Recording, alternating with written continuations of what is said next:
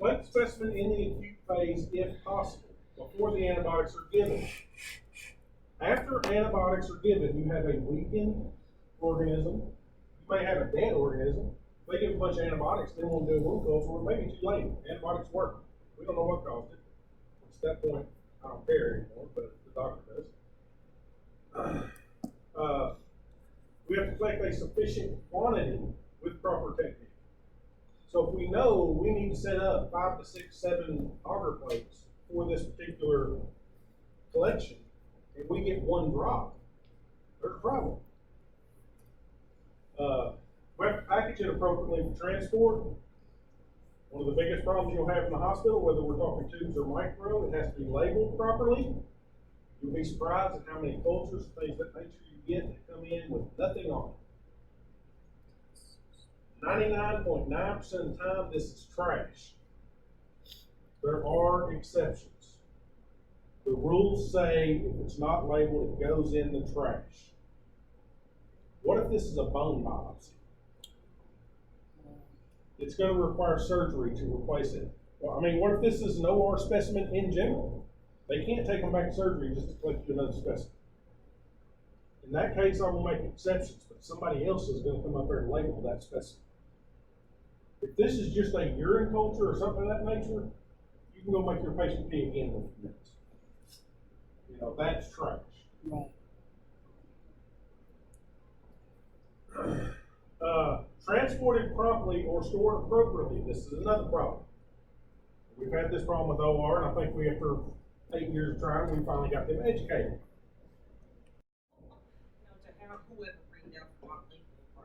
Stuff like that is collected by a physician. I'm calling the physician.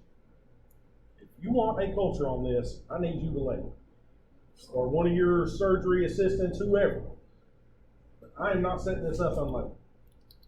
They're going to talk about that, but I do stand my ground there. As far as transport properly, stored appropriately, OR used to have a really bad habit of collecting a culture, forgetting it in the operating room, and then bringing it down the next morning when they find it. It's no good now. It's been sitting out at room temp for 24 hours. Collecting sterile leak-proof containers. If it's not collected in and stored in something sterile, it's becoming contaminated. It's no longer useful as a culture. Swabs are generally inappropriate for collection. Wounds and abscesses should be collected by needle aspirate rather than swabs. You are never, never, never going to get a needle aspirate wound culture. You're just not. While that is ideal, what you're going to get this. Because they're going to swab that wound and send it down. I mean, that's just the nature of the beast. This is not as good, granted, but this is what you're going to get.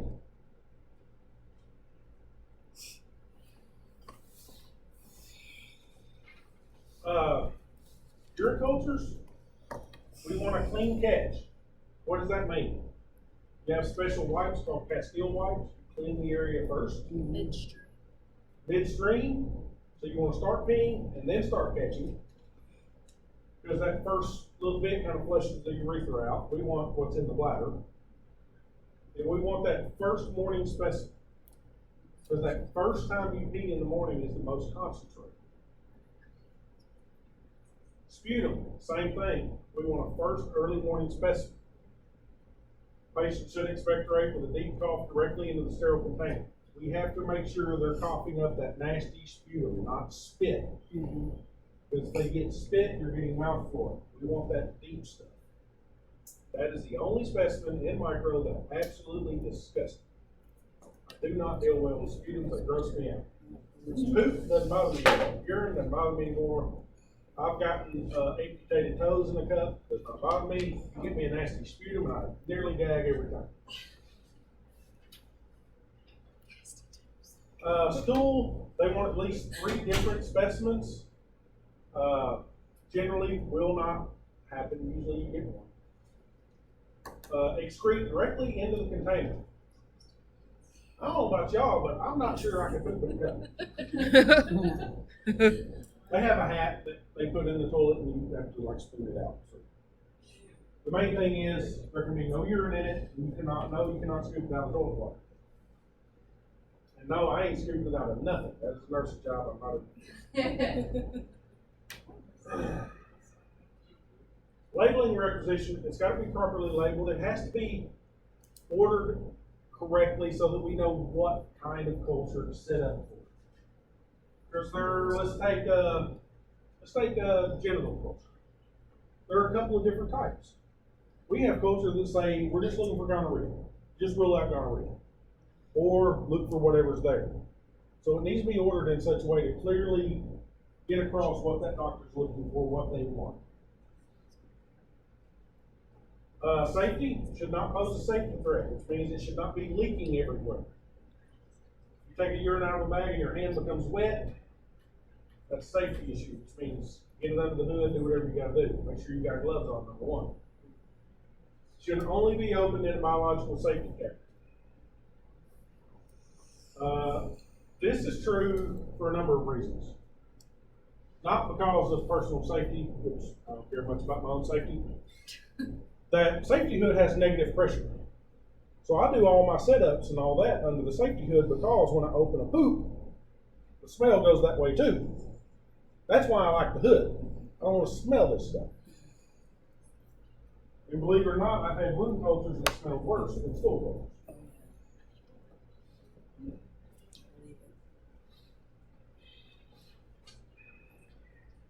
Specimen storage. Some specimens may be refrigerated. I know at National Park, we typically did all of our setups in the afternoon. I think because Becky didn't like to do it. So it's perfectly okay to stick a urine in a refrigerator for 3 or 4 hours. You don't want to stick it in there for 2 days, but a few hours is fine. It doesn't kill the bacteria, but it slows the growth. Something critical like a spinal fluid, like a bone marrow aspirate, something like that needs to be set up immediately. You have protocols at your hospital in place on which those are.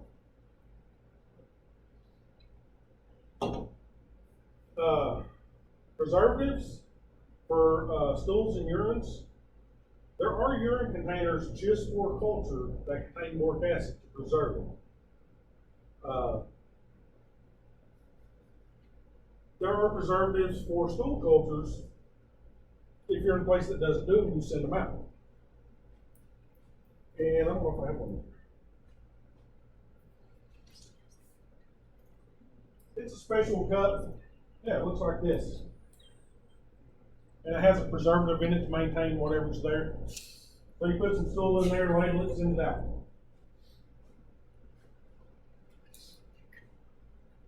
Anticoagulants. Used to prevent clotting of blood, bone marrow, synovial fluid.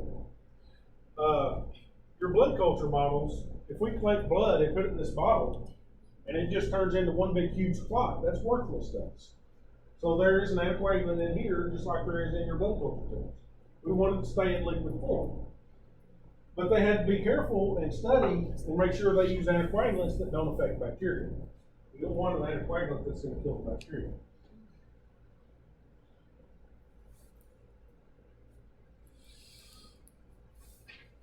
Unacceptable specimens, specimen rejection. It's going to be, you're going to have rejection criteria at your facility, and they're all going to vary a little bit. Reject if improperly labeled, insufficient quantity. If they wait too long to transport it, all these are reasons to reject. Insufficient quantity. If I get something that I need, I get 1 drop on it. That's enough for me to set up 1 plate. In that case, I'm still going to set it up. But I'm probably going to call the doctor and explain the situation and say, what organism do you most expect? You want me to set it up on just a blood auger that maybe will cover everything? You want me to put it on chocolate in case it's something fastidious? I got 1 shot. Talk with them. They'll understand the situation. They'll work with you. They'll say, well, I suspect it's this. Okay, I'll set it up appropriately. I got 1 shot. Processing begins with macroscopic observation. Look at the specimen. What does it look like? That's your first thing. Appearance. As far as that sputum, is it green? Is it brown? Is it bloody? Things of that nature. Usually when you're first doing the setup, you will describe what it was collected on. You will put, set up from a swab, set up from an aspirin, whatever. If it's appropriate, you're going to put the volume. If they do a spinal fluid or whatever, you're going to put that you set this up from 3 mils of spinal fluid or whatever you have. If it is a fluid, you're going to describe it. Is it clear? Is it cloudy? Is it bloody? Is it pink? Describe the fluid. You've got to often remember that the doctor ordering this, who is going to be receiving this culture, is not always the doctor who collected it. If they're collecting something like a bone marrow aspirate, or spinal fluid, or something of that nature, it may be the radiologist who collects it, but the general practitioner ordered it. So the general practitioner did not see the specimen. So you communicate that to them.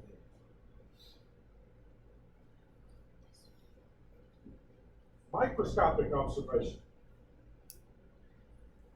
Direct microscopic exam with a gram stain is the first guide to therapy.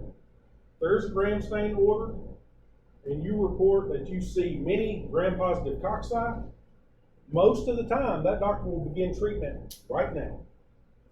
They're going to say, okay, what's my most likely? It's probably, hopefully, it's a group A strep. They'll start an antibiotic that's appropriate for that. Tomorrow, when results start coming in, if that proves wrong, they will change the therapy as needed. Yes? You say tomorrow when the results start coming in, that's because tomorrow culture was grown. Yes. And then you're going to report what you see on the plate. So it gives them another clue, and then they may think, ooh, that doesn't sound like a group A strep, so let me change this antibiotic right now. They usually start therapy as early as possible. Yes? No. As long as they make sure they don't give an antibiotic or something the patient's allergic to, it's not going to hurt the patient. Where does it hurt us? You've now exposed this bacteria to a new antibiotic. That's a trade-off. But they are trying to do what's best for the patient. I've got to respect that. Even though for bacterial resistance, that's not a great thing. But they are trying to do what is best for their patient.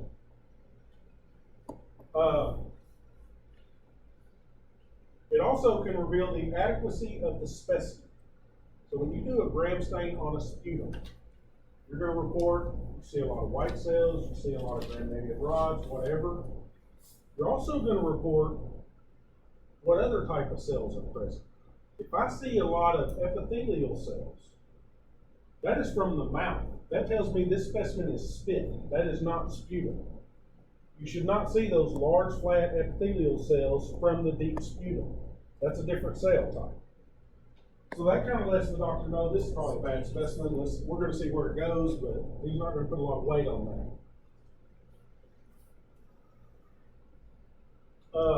This can also guide your culture workup.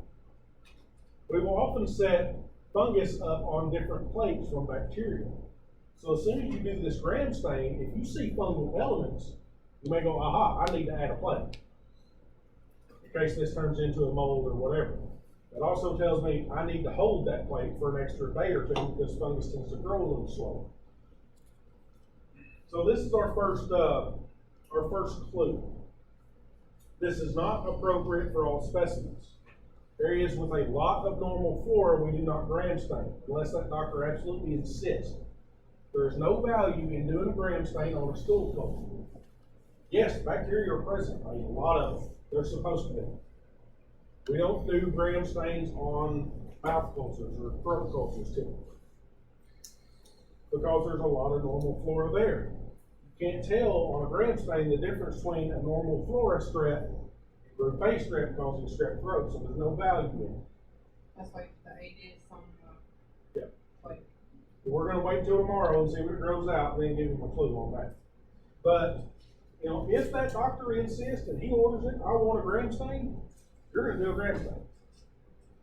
Because ultimately, he's the boss. Even though you're going to think this is a complete waste of time, but okay, here we go. Just the way it is. When we're doing these swabs, proper setup is important. And we're going to grab this swab and we're going to stick it on our plate. You don't wanna do it like I'm doing it here. You wanna be turning that swab. Because I can promise you that swab was not collected properly. The ideal thing is when you collect the specimen, you're gonna put it in that wound or whatever, you're gonna roll it. But what's gonna happen is they're gonna reach in and do that. Your swab's gonna be like this. You're gonna have all this bacteria and infected material right here. And what if you turn the swab and use that side to set it up? You don't have- You're gonna get nothing. So even setting it up, we wanna roll it. In fact, I bet you they did not roll it when they played. They're gonna reach down, they're gonna go whoop, and put it back in the container. So it's gonna be on one side, and unless it's bloody, you don't know which side that is. So we wanna make sure we set it up properly, because, like I said, most of the time, they didn't clean it properly. It's just law of averages.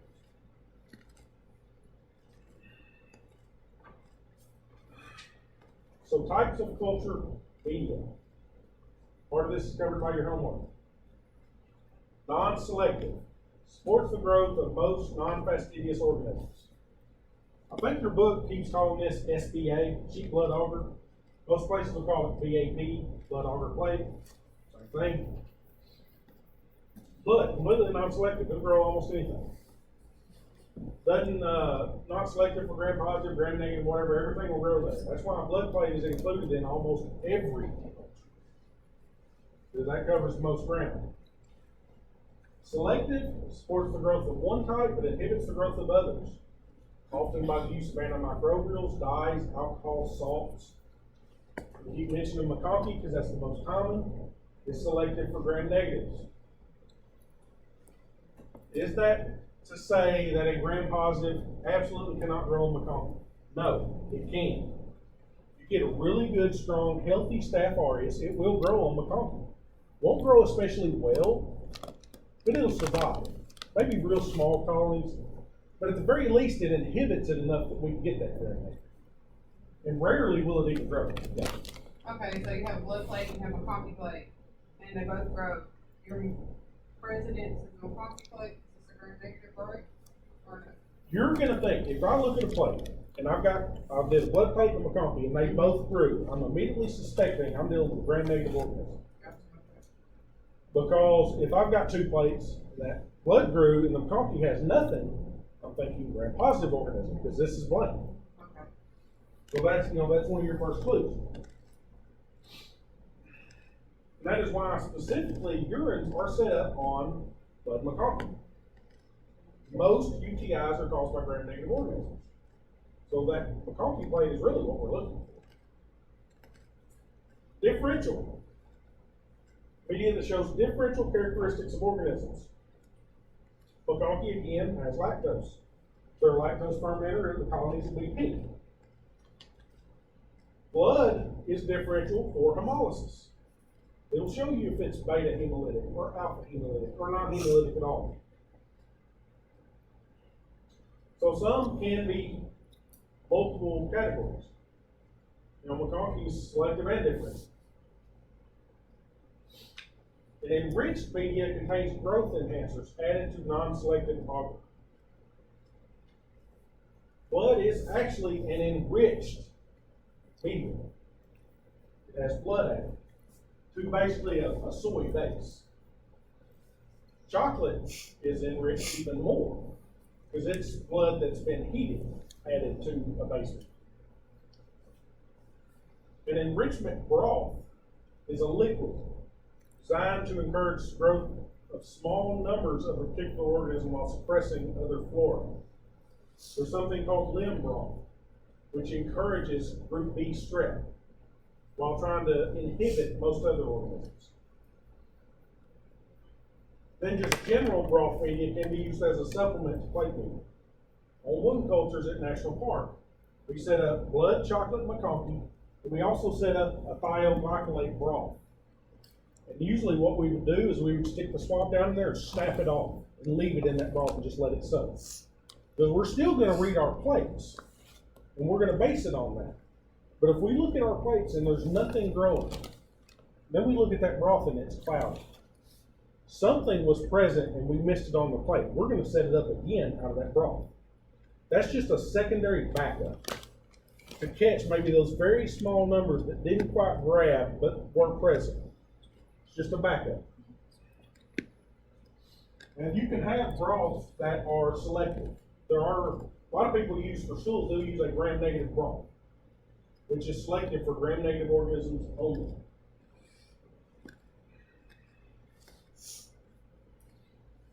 How long are those held on to? How long are they held on to before they're used for the backups? The backups, usually, until we get a final report, they will be held, which could be 2 days, it could be 7 days. Honestly, do y'all go to 7 days? Yeah. Yes. Go back on the slide for just a minute. Oh, yeah.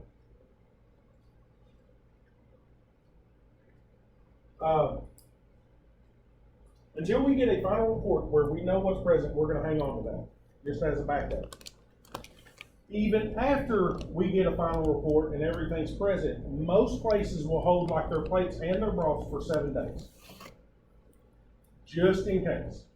Just in case something happens, the doctor wants to look at it, you need to set it up again, whatever. We hang on to it for 5 to 7 days.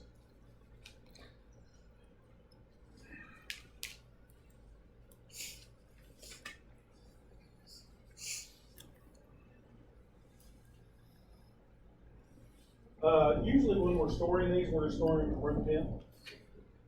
Just because 99.9% of the time we're done with them, we'll just hang on to them for a few days and then trash them.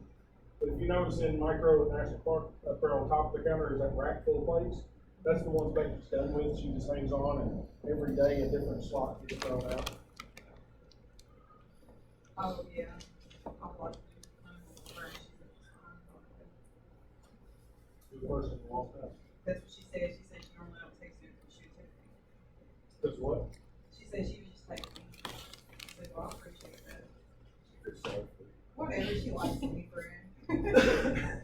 Maybe you don't like nobody, She likes me. except her evil cat, No. Glad. Glad. You might be have a cat named Vlad yourself. You have a cat named Vlad yourself. Did you work there when Philip worked there, Philip Temple, about 20 years ago? No. Okay, I didn't I've know heard that. more stories about him. I'm Yeah. sorry working there. Yeah, I've working in a courthouse, so I've done it for a long time.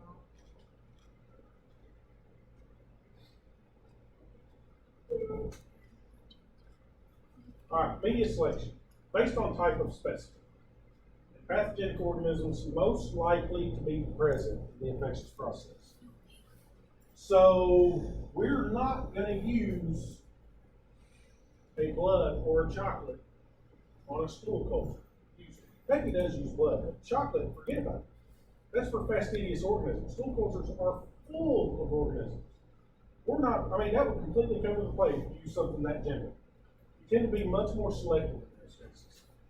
We know UTIs are generally caused by gram-negative organisms. We're going to make sure we have gram-negative plates in use there. Wounds, sky's the limit. It can be almost anything. So we use a variety of general plates. So the plates are going to be used based on that. If we're doing genital cultures, we have a plate called GC, which is specific for like gonorrhea. Because gonorrhea is very difficult to grow on most normal plates. So since that is a possibility, we add a plate to cover that base. If multiple plates are inoculated, begin with the most non-selective, progressing to the most selective. So we've got 5 plates to set up. We've got 1 swab. If we start off and swab that McConkey plate, what if this had gram-positive on it? We just inhibited it on the swab. So we're going to start with the chocolate to the blood to the McConkey and go down that way. Start with your most non-selective plate. If you've got 3, 4, 5 swabs, then it's irrelevant. Large volumes of a typically sterile body fluid should be centrifuged to concentrate the organisms, culture the sediment from the bottom. Most common for this would be spinal fluid. If organism is present, it'll be in such low numbers, it'll be very hard to find. So we centrifuge. Becky actually makes us centrifuge it 3 times before it ever goes to micro. As soon as it finishes, it go again, centrifuge it 3 times, and then she'll culture the very, very bottom setting, hoping to catch everything that's there so that we can find it. A lot of your other body fluids, like when they pull pleural fluid off, surrounding someone's lungs, you'll do the same thing. It's centrifuge that to concentrate. Urine's usually not really required to centrifuge. When they got a UTI, there's plenty of bacteria present. You don't have to concentrate.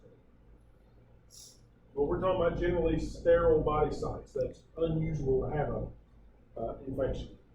So we centrifuged, and we've got at the bottom what we're after. Mhm. So it's above that amount that we don't care about. Is that the supernate? Yes, that'll be the supernate. But we do not pour that off. We still keep that. What we're going for is that very bottom. Something like a spinal fluid or something like that, that is such a precious sample, we're not pouring anything. We're keeping everything. That's not something we can replace this.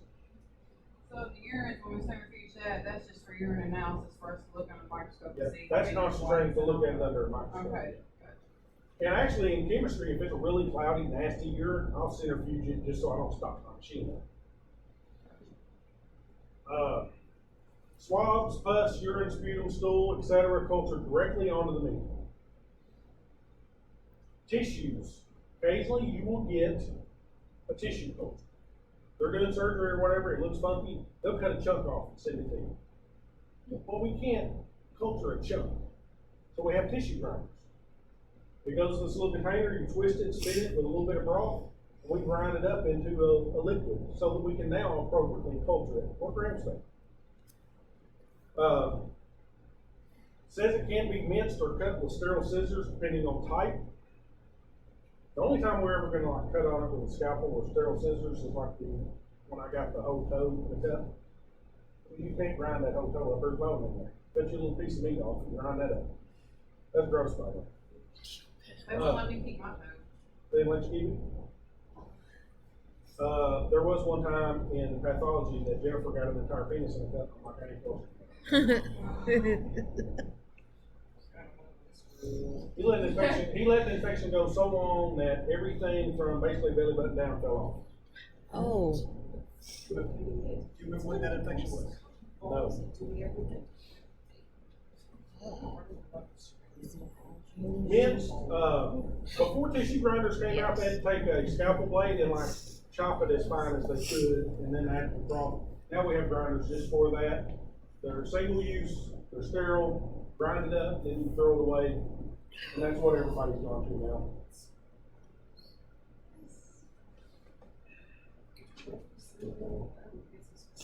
Inoculate on the auger using an isolation streak. Hopefully you all remember how to do this. Becky likes 3 quadrants, which I do as well. Some places use 4 quadrants. If it's a swab, you're going to roll it. If it's a liquid, like a spinal fluid, you're going to place the drop on the edge of the plate. Then get a sterile swab to spread that out, and then streak for isolation with your liquid. If you're using an incinerator, not a sterile loop, you're going to heat it, sterilize it, and then allow it to cool before you streak it. You're going to streak it in quadrants, again, 3, 4 quadrants. When it grows, this will be graded by volume. 1 plus 2 plus 3 plus 4 plus. If it only grows in quadrant 1, that initial quadrant, it's 1 plus growth. You get it all the way around to the last quadrant, it's 4 plus growth. And again, when we're setting it up from that, we want to get that single isolated colony. Because we cannot set up a group of multiple organisms. We have to have pure culture. So you can't get up in that quadrant 1 where it's a big blob, because you can't see what's there. You've got to be able to pick out the individual colonies. You will be doing that the week after next. Quantitative isolation used to determine the number of bacteria present using a calibrated loop. Those disposable loops that y'all set up with in intro, those are actually calibrated loops. It has a set volume that the little hole in the center will hold. So when you streak that plate, we only did this at National Park with urine cultures. When you streak that plate and spread it out, the next day when it grows, you can count the number of colonies. and mathematically deduce that we have this many organisms per milliliter. And most places actually quantitate respiratory cultures so they can get an idea for severity of pneumonia, and urine cultures. Wound cultures, things of that nature, you don't typically quantify because they just want to know what's there, they don't care how much. Most cultures are incubated at 35 to 37 degrees because that's body temp. Atmospheric conditions to accommodate anaerobes, whether it's an anaerobic chamber, an anaerobic bag. There are boxes that have a reagent you add to it and then close that create an anaerobic environment. Same thing for the capnophilic organisms. Most of your bigger hospitals have a CO2 incubator. And then time. Most cultures will be held at least 48 to 72 hours. Most of our pathogens will grow in a 24-hour window. There are a few slow growers that do not, so we hang on to it. We will not call a plate or a culture no growth present until at least 3 days has passed. We have one surgeon who wants his plates held for 2 weeks. Now, if we're trying to set up an anaerobic culture, we have an organism that we suspect is an anaerobe. It doesn't like oxygen. So what's the problem with this swab? It's already been exposed to oxygen. It's already been exposed to oxygen, and there's really no way to prevent that, but we can't transport it like this. We have anaerobic swabs that are childproof containers. You can't swap anything. Oh. So it comes like this. They'll swab the wound or whatever, pop this top, and put that in there and label it appropriately. And down in the bottom of this tube is a gel, which seals the swab off from air. Now granted, it's exposed to oxygen when we collect it, but we want to try to minimize that exposure. So this would be appropriate for an anaerobic culture. The only way I will set up an anaerobic culture on a normal swab like that is if they collected it and brought it to me immediately. If the doctor's office collected it 3 hours ago and then they dropped it off at 4 o'clock in the afternoon when they closed, I can't set up an anaerobic culture at this point. It's not going to grow. If it was there, you'd kill it. So these gel containers are real good for this. And when they start bringing us the wrong swabs like that, I usually send them a couple. Say, next time you have an anaerobic culture, you put it in this. Because now it's pretty sealed off. They seal off really well, actually.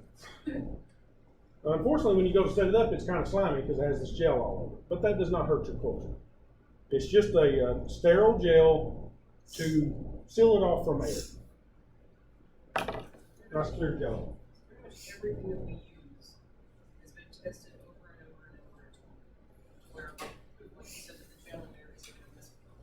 Exactly. So everything's been tested multiple times and frequently. Yeah, and we're talking about at this point stuff that's been in use for 25, 30 years. We know it works.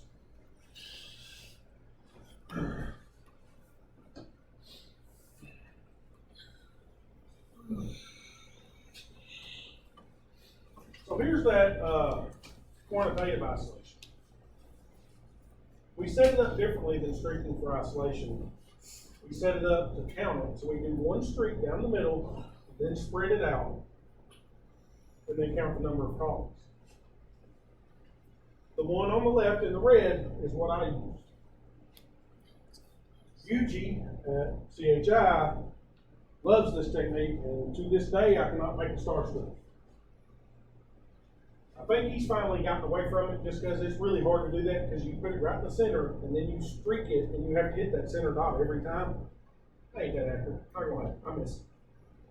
So he's finally gotten away from that. But you may have to do this. We're going to practice both ways in lab because depending on where you do clinicals, you may be star streaking. I hate it. Becky despises the star streak. Good, so I learned how to do that. So at least once a week, I would set up a urine star streaking. Oh, and tick her off. I did that to Michael Bell one day, and he said, not only did you star streak it, which is wrong, but you did a bad star streak.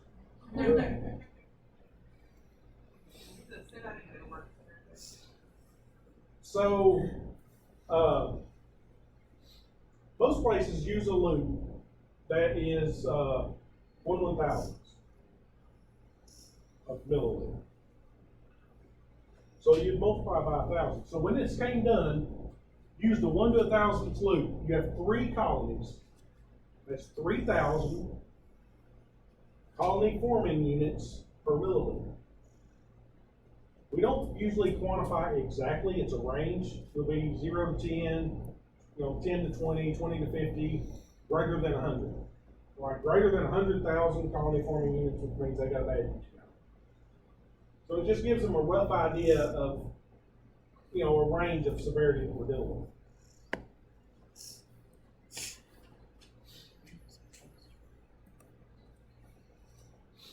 So when we're setting up a culture, there are certain questions we have to ask ourselves. And ideally, we're asking this to the requisition we're reading. What's the specimen source? Does this source have normal flora or is it a sterile site? If normal flora is present, what does it look like? Because we need to know, we need to ignore that. That's supposed to be there. Given this site, what's the most common pathogens we need to be concerned about and what do they look like? Because that's what we're going in looking for. What's the colonial morphology of these pathogens? Again, what do they look like on a plate? Which media has growth? If only our macaque grew, we're probably looking at gram-negative organisms. If we include the CNA, which is selected for gram-positive, if only it grew, we're dealing with gram-positive organisms. And then we're going to immediately back up. Does that fit what we know about the specimen source and about the flora present at that site? If we have a ton of gram-negative organisms growing from a stool culture, they're supposed to be there. The stool has a ton of gram-negative organisms. Yes? You just mentioned CNA. What is that? CNA auger is a selective auger for gram-positive, which I think is one of yours on your list. I can't find it in the book. PEA is another Did you, that I'm more familiar with, actually. That's also selected for gram-positive organisms. Communication of laboratory findings. When we're setting up, doing gram stains, looking at the plates on a daily basis, we're reporting this every day. Every time we gain new information about a culture, we report that. So, preliminary reports released as soon as available so that they can treat the patient appropriately. Include interpretive statements as necessary. I do not like this statement. We do not interpret. Put what you see. A lot of times that doctor will call and say, look, what do you think it is? I need to start treating this patient. And then I will tell them informally, but I'm not going to put it on the chart. But yeah, I think this is Staph aureus. Isn't that their job? No, that is their job to interpret. Exactly. We do not interpret in the lab. We report. Yes. Interpretation gets you close to it. Yes. There have been times that I have interpreted. I don't like to. It's usually at doctor request, and they say, what do you think it is? What does it look like? I will interpret, but again, I'm not going to chart that. I'm going to report merely what I see. Let them interpret it as they wish. Yes. You can interpret it in your head all day long. Oh, yeah. A lot of times I know what it is as soon as I smell it. And I'm not going to say that because I can't. When I found Giardia parasite in a stool, I was not allowed, and I told the doctor, I'm not allowed to tell you that this is Giardia, but it's Giardia. I could put on my findings suspicious for presence of parasites. I cannot interpret what I see because I'm not qualified to report that parasite being present. I've not had that. And that depends on where you work, by the way. Some places you may be allowed to, that's the point, it's not. In that case, I called the ER doctor over and said, I've got it on the slide, won't you come have a look? You can call that. I can.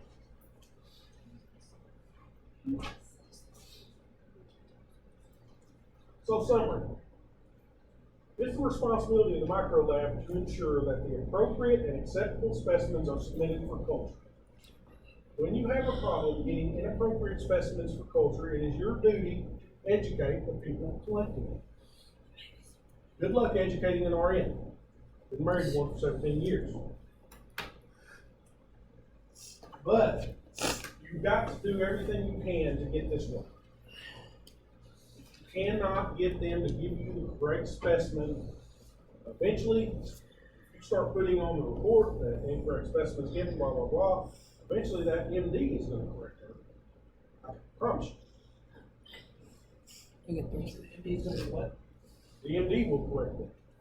I promise you. The people that are delivering improperly. Yes, when I start putting on the report, day after day after day, on all these cultures he's ordering, I keep getting them on the wrong swabs. Eventually, he's gonna be down there chewing down somebody's throat. Good, because they expect you to do your Because job. even though I've tried to tell them, I can't make them do anything. So, we should use guidelines for prioritizing and processing specimens. If I'm setting up 5 stool cultures and a spinal fluid comes in, I'm gonna clean up my area, shove that out of the way, and set up that spinal fluid right now, because it takes priority over it. This is not in the policy, but I did it every time.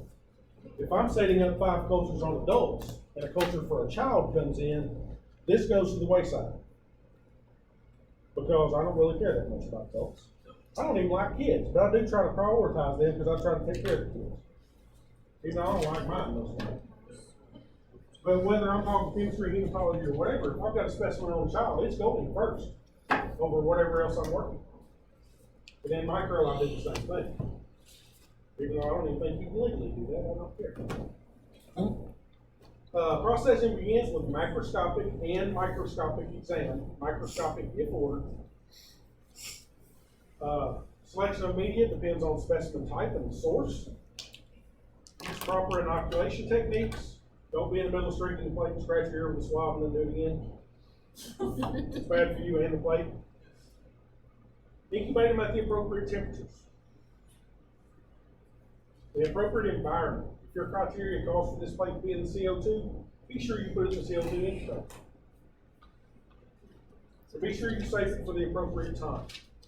If I set up a plate at 10 o'clock tonight, and then they look at it at 7 o'clock in the morning and say, no growth, and throw it away, they've missed all that stuff that takes more than 12 hours to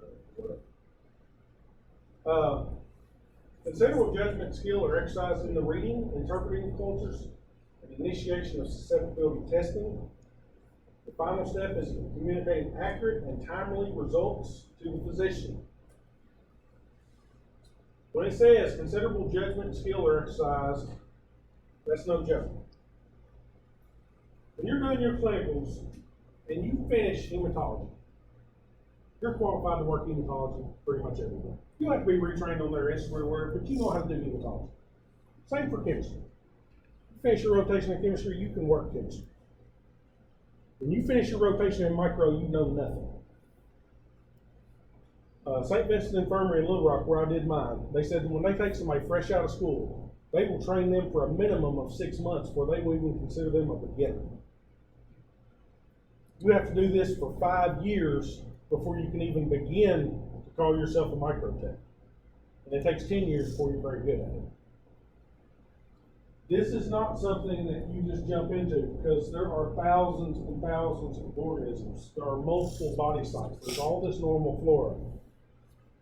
It just takes years and years and years to really get good because some of this rare stuff you may only see once a year. So again, yeah, they burst my bubble real quick at St. Vincent's when you think you know something. No, you know nothing, and they'll let you know it. Like I said, you're not allowed to communicate to anyone else in the lab that you're a microtech until you've been there 5 years. They'll put you in your spot. And that is unique about micro over any of the other departments. It just makes a really, really long time to get good. You get somebody like Becky who's done nothing with micro for 20, 30 years, Becky knows her stuff. Yes. So this last slide, on the third line of the paragraph that talks about susceptibility testing. Yes. That procedure, the testing for susceptibility, that helps to identify the organism, does it not? No. Oh, Susceptibility testing is identifying which antibiotics work. We will test this organism against a battery of antibiotics to determine which ones it's susceptible to. Because if it's resistant to this antibiotic, we don't want to treat it with that. So that is stage 2 of dealing with the organism. Number 1, identify it. Yeah.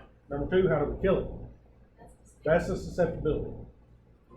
It's the stamp with like the antibiotics on the plate. That's exactly what it is. Well, it's modernized from that a little bit. But yes, it's still done that way in some cases. Put an antibiotic on the plate, see if it grows or not. To me, the identity is not that important. And I've never understood why the doctors care what it is. If I was a physician, I couldn't care less what's causing the infection. How do I kill it? I don't care what it is. I don't care if it's E. coli, Staph aureus, or whatever. What antibiotic do I need to give? Let me kill what it is, and I don't care what the name is. I think now I'm supposed to do them anyway, and once you learn all the names, they're going to change them next year. They've changed 2 or 3 of them in the last 6 months. Because with DNA studies and things of that nature, there's a good statement I like. Every conclusion is subject to revision with the inclusion of new data.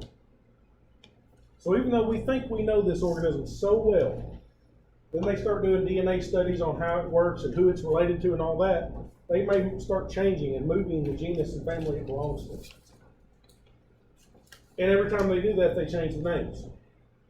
One organism I've mentioned quite a few times, Pseudomonas aeruginosa, they've changed the name on that 5 or 6 times in the last 2 years. They'll change it again. I have already gone through and updated all these PowerPoints, I think, to the current names of these organisms, because they changed 2 of them in the last 6 or 7 months. Do you have a micro scan at National Park for the Like that. animals?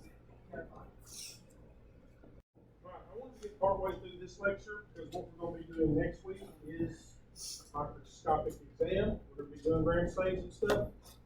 So we'll get through at least half of this lecture. After this lecture, we finally get to start talking about families of organisms. The next one I think is that.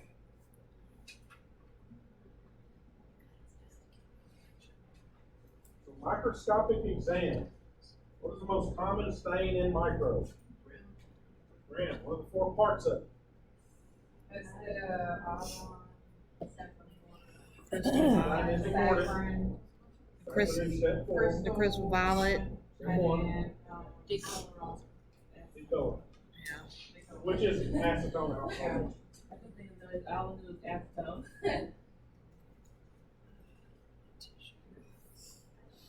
Alright, preparation of samples for microscopic exam.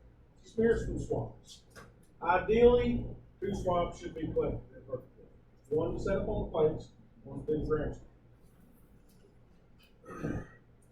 It should never be rubbed on the spot, but rolled back and forth. Again, we don't know what side of that swab the stuff's on. Smears from real thick liquids or semi-solids, like a good nasty snotty sputum. You may have to smear it on the plate to the best of your ability. Thick, granular, or mucoid materials must be spread thinly. Materials with granules should be crushed. Occasionally, with late-stage pneumonia, it can have hard granules in it, like sand. The only way you can really smear that is to put it between 2 slides and squish it, and then smear it out so that you can have stain. Smears from thin fluids should be dropped, not spread, on the slide. The side of centrifuge is preferred. So on this, when we're trying to find it's a clear fluid, there may be very, very little organism there. Don't spread it out. Put a drop in there, let it dry in that drop, so that everything is concentrated in that small area. Side of centrifuge is a special apparatus that a slide goes in with a little cup that you put the fluid in, and then it's spun. So that all the fluid from that cup will be concentrated on the one area. That is the preferred method. Some labs don't have a side of centrifuge. We didn't have one in the lab. I used to go over and steal pathology. That's what I wanted to do. The side of centrifuge, again, it's a mechanical method in which the centrifuge deposits cells on the glass slide and a mono layer. It puts them down into one spot, into one layer, so that everything is concentrated as much as possible. The downside of that is, since we're spinning it onto the slide, it does tend to distort stuff. Your cells kind of look weird and out of shape, and sometimes the bacteria does. Just think about it, that stuff is hitting that slide at high speed. So it kind of hits it just like, it does distort.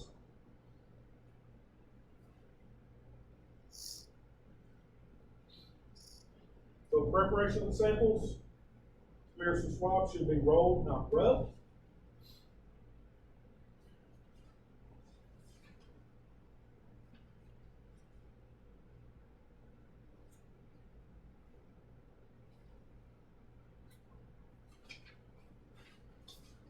I think that was in the PowerPoint. Something else, blood culture. When we have a positive blood culture, we want to do a gram stain. There's no easy way into this bottle.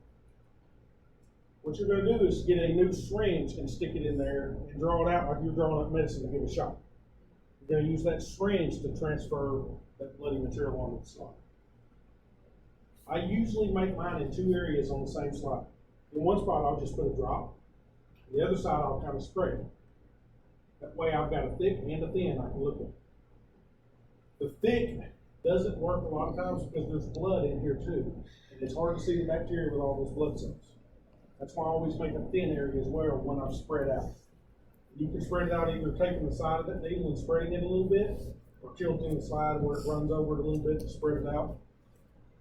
Because a lot of times in these, there's a little bit too much blood and background material, makes it hard to see. But I still like to do it that way. Instead of making two slides, I make one slide. This is a blood culture. When we're wondering if someone is septic, we will use iodine to sterilize those things, draw blood and place it into this bottle. Then this is held and incubated for 5 days. It goes into a machine that sits there and rocks it. Every 15 minutes, it looks at it. Yes. Well, isn't 5 days too long if someone is septic? Yes. It is They too have long. elective too, they usually do. But if it is a true sepsis, if they really have they're bad septic, I mean, they're on the verge of death, this thing will pop up positive in 8 hours or less. So they start treatment as soon as they draw them out, like they do their- Usually immediately after drawing this, they're going to start them on antibiotics, even though they have no clue what we're doing. Yeah. Like that, antibiotic, that'll get broad range. But they also have blood cultures that you can draw after they start antibiotics Even too. though it's not ideal, yes. Yeah. Now what this has a blob of media on the bottom of the bottle. Most bacteria produce CO2 through their process of metabolism. This will change colors in the presence of CO2, and it's not visible to our eye. But that machine, every 15 minutes, is sitting there rocking this bottle. It'll stop and it'll look. And it'll compare that to what it was 15 minutes ago. Immediately upon detecting a change in color or appearance at the bottom of this bottle, it flags it. And an alarm goes off that can be heard throughout the lab. Mandated by law, and it's annoying. So then we've got to set this up on a plate, but we have to gram stain it immediately. So we use a syringe to get it out. We're going to alcohol the top of this bottle to clean it so we don't contaminate we're putting in our syringe. We'll make a gram stain and then we'll drop the blood on the plates. Then we're going to be very, very careful doing this because the needle we have in our hand, we strongly suspect has bacteria in it. This is not one you want to get a needle stick from.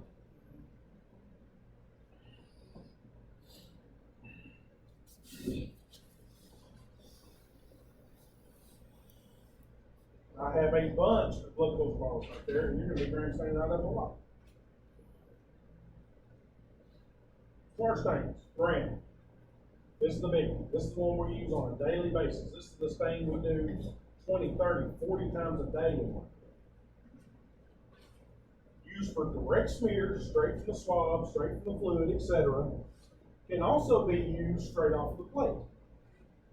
If we have something on blood, and we're not real sure if it's a gram positive or a gram negative. We can place it on a slide and stain it. Then not only do we know if it's positive or negative, but we know if it's a rod or a toxin. It's the most commonly used differential stain in the micro lab. This is where Becky has a huge advantage over me. She's worked micro for years, and I'm a chemist.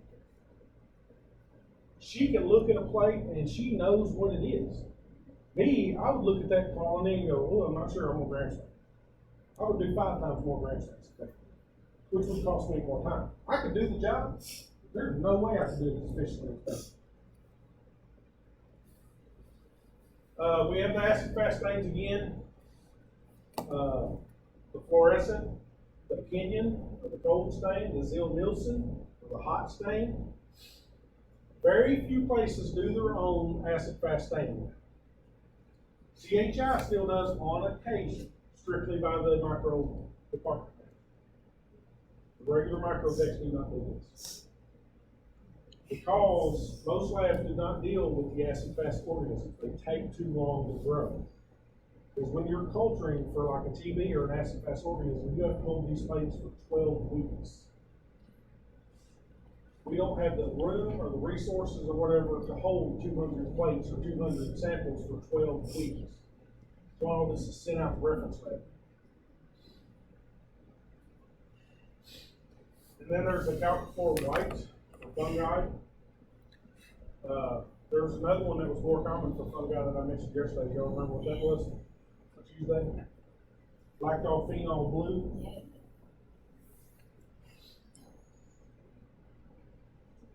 Then the white GIMSA stain for blood cells. We use a white stain very seldom in micro for one simple reason. The white stain will show bacteria very, very well. It will give us the morphology. We'll know if it's a cocci or a rod. We will not know if it's gram positive or gram negative, because everything will be purple. It'll all look gram positive, but we won't know that. It's listed here because occasionally someone's doing a slide or whatever, and they see a lot of bacteria on a right stain. It may get referred to micro for a gram stain.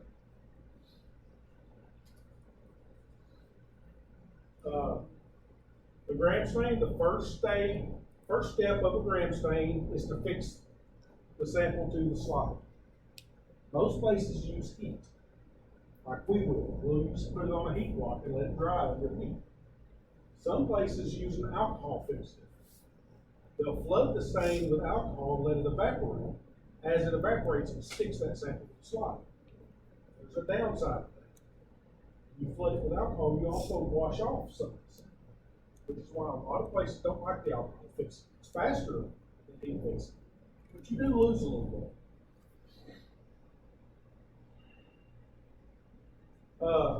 When we're talking about a gram stain, if this is a patient that has already been started on antibiotics, they've been on antibiotics for a day or two before you ever get your gram stain sample, your results may be atypical because these antibiotics are negatively affecting the bacteria we're dealing with.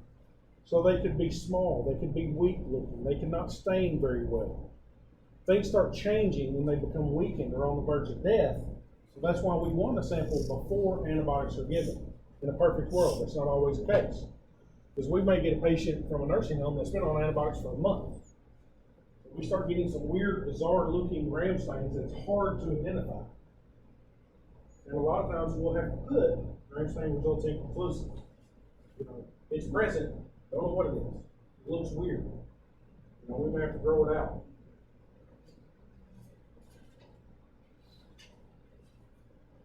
So examination of the prepared material. Additionally, we're going to start on low power. When I say low power in micro, we're talking about 40, not 10. We're going to look on 40 first. And you're looking for the background material. You're looking for the cells that are present.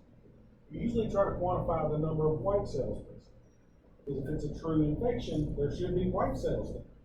Because they're combating it. We're also going to look like for epithelial cells, presence of granules. Fungal elements tend to be much larger. It's easier to cover more ground and to see them on 40 than it is on oil. So then we're going to go up to oil to actually look for the microorganisms. You can only scan it on 40, then go to 100 and we'll examine. You have to examine more than one area. You cannot look at one spot and say negative and move on. You're going to examine for the gram stain reaction. You're also going to look at the shape and size of the organism. Is it a rod? Is it a cocci? Is it a big rod? Do not overinterpret this. Do not look at a gram stain and say that's a staph. You can't do that. You can look at that gram stain and say it's a gram-positive cocci. You cannot overinterpret it. Initiation of special handling. Again, I mentioned if you look at that and you see fungal elements on that initial gram stain, that may initiate you to add a special plate for fungus. If you see parasites, it mentions initiating O&B work. If you see something that looks like a parasite, maybe you want to add an ova and parasite send out in one of those little cups. You send out the reference site. Unless you're one of the rare places that do them in-house. So we can reflex things from the gram stain exam.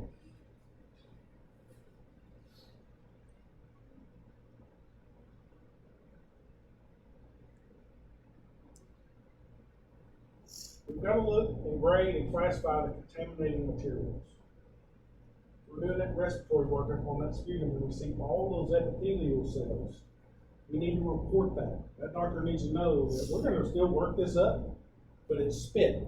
It's not sputum. If you look at a gram stain, you see 15 different types of them. Gram-positive cocci, gram-positive rod, gram-negative rod, big ones, little ones, mixture of everything. We strongly suspect this is a contaminated specimen. A true infection should not have 15 organisms. It should have one, maybe two, at the most.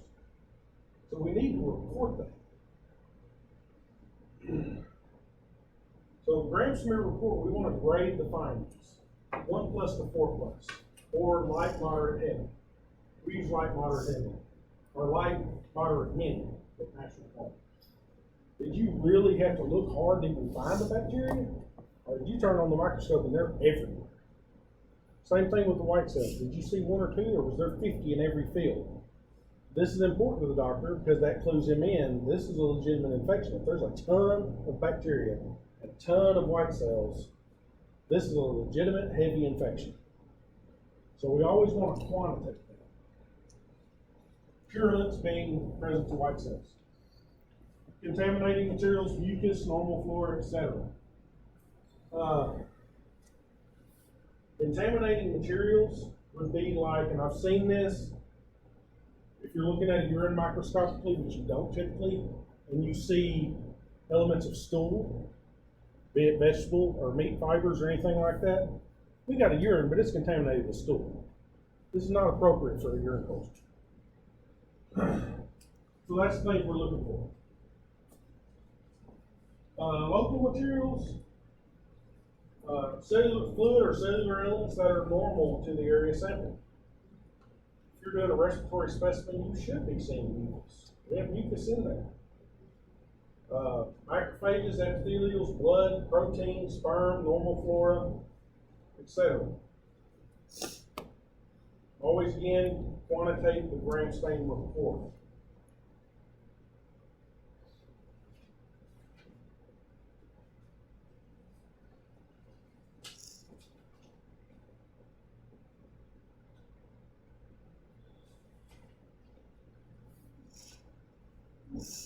Most important, report your smear results as they're available. Don't do the gram stain and then go get busy doing something else and report it 2 hours later. That's 2 hours that patient does not have treatment that they can cut. Include the type of specimen in your report. That doctor may have sent 5 cultures down there. Which one are you reporting these gram stains on? Was it the swab? Was it the cup of fluid?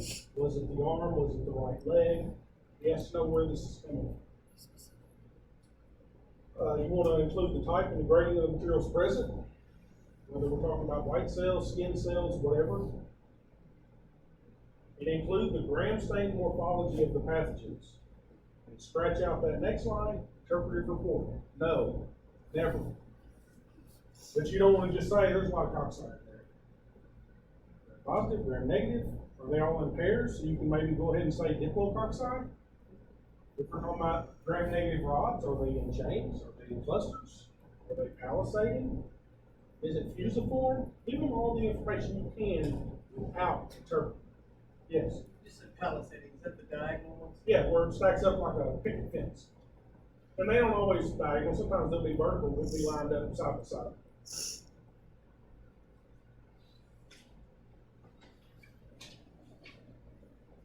Quality control. It allows evaluation of adequacy of specimen. Allows comparison of smear results with culture results. So after we report this smear, and we report, we see all of these gram-positive cocci in this gram stain. And then tomorrow, what grows out is gram-negative rods. We got to start thinking there's a QC problem here. Either what I saw did not grow, or I saw the wrong thing, or I stained it improperly, or something. That's a first check. The other thing that's done in micro is they'll take a known gram-negative organism and a known gram-positive organism and gram stain them. That lets you know, are you doing this procedure correctly? Is the positive positive and the negative negative? If you're doing that and that works like it's supposed to, then you can safely assume your gram stain procedure is on point and you can safely report patient specimens. Yes? That's like control. It's a control. Most people do that off of their QC plates because they have known organisms. You can also buy slides that are prepped with gram-positive or gram-negative organisms, and you just have to stain them. Most people don't bother with that expense, but it is available. Diagnosis of infectious disease begins with that direct smear exam. This is the first, last, and best opportunity to confirm infection, the quality of the inspection, the quality of the specimen, to recognize classic morphology associated with an infection, to recognize pathogens that don't grow well on culture, and to provide stat laboratory response. The only thing in micro that can be done stat is a gram stain. You can't do a stat culture. It's going to take a few days. Even though they do like to order stat cultures. Okay, maybe we get a week. It's like ordering a stat sed rate. Okay, be done in an hour. But this is our best opportunity. This is the only thing we can do really fast to improve the outcome for our patient. Let's talk about classic morphology. As we get into some of these families of organisms, we'll start talking about some of the classic things that you just notice with certain organisms. Like the dipteroids can form Chinese letters.